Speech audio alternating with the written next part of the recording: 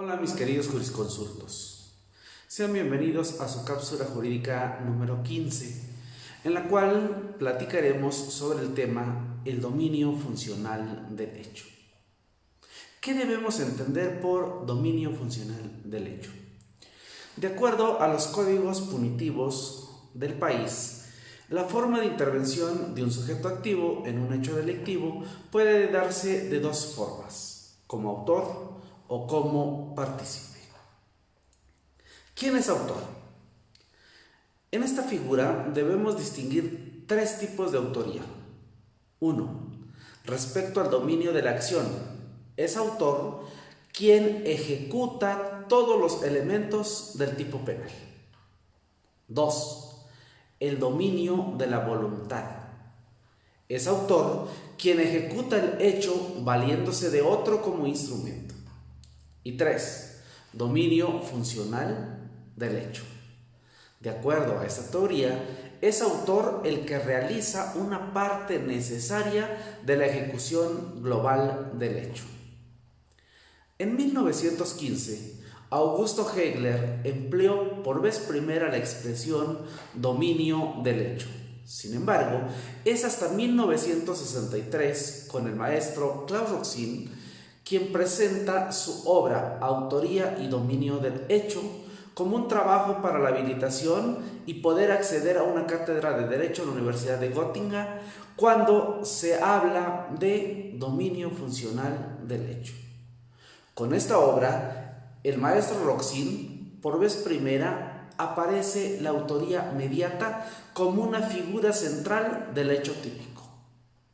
Entonces, Roxin dijo: para explicar los hechos del sistema nazi a través de la autoría mediata, que Hitler ha matado en sentido jurídico penal y no solo en sentido amplio a millones de hombres al poner en marcha su maquinaria asesina en contra de los judíos, impulsándola hasta una horrible disolución final.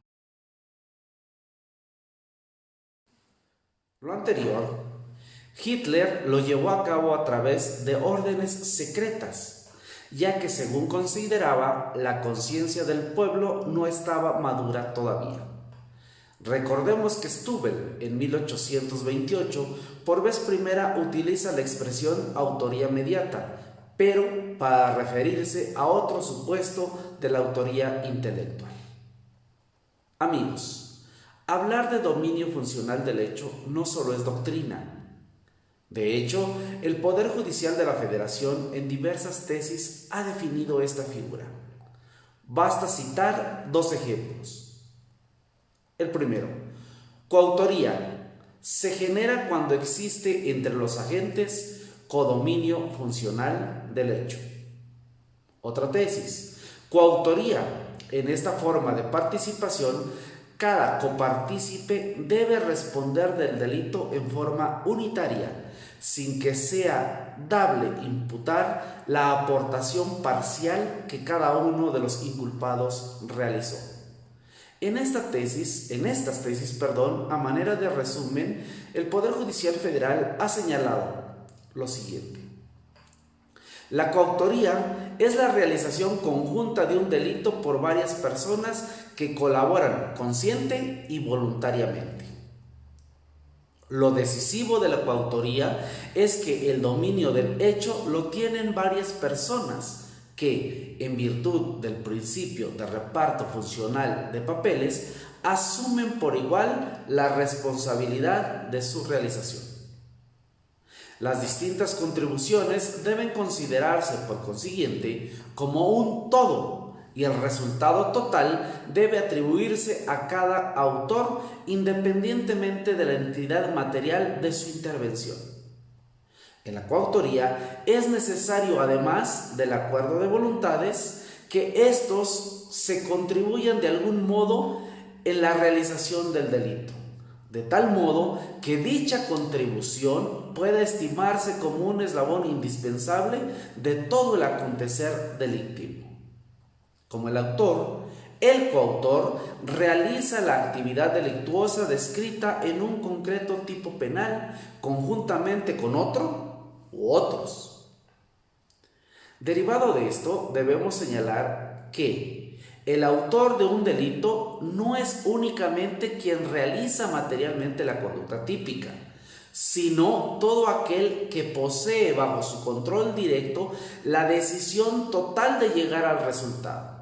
Es decir, que es autor quien tiene a su alcance la posibilidad de materializar el hecho delictivo o dirigir el proceso causal del acontecimiento criminal, contemplado en forma unitaria, es decir, comprendiendo al tipo básico y sus modalidades.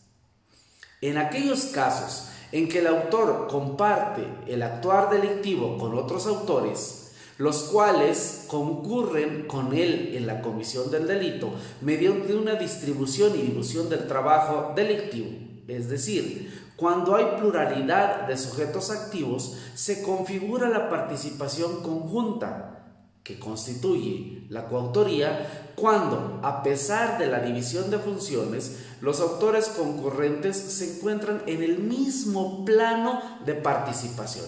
O bien, uno tiene el dominio directo, pues es quien realiza la etapa ejecutora del evento criminal, pero aún así, los demás partícipes coadyuvan a la producción del resultado típico, por lo que estos últimos suelen constituirse como coautores, dada la división del trabajo colectivo mediante un plan común preconcebido, ya que su concurrencia en la ejecución del hecho punible importa la realización conjunta del delito por varios sujetos con codominio funcional del hecho.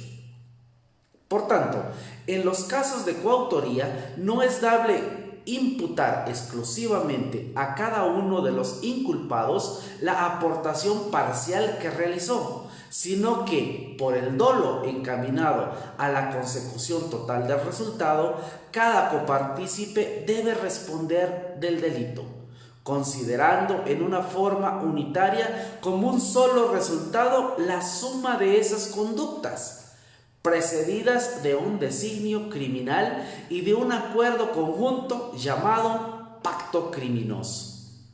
Hermosas estas dos tesis para explicar lo que es el codominio funcional del hecho. A manera de resumen, se obtiene de lo anterior tres elementos que se deben acreditar para hablar de codominio funcional del hecho. Primero, debe existir un acuerdo previo entre los coautores. Segundo, debe existir un conocimiento.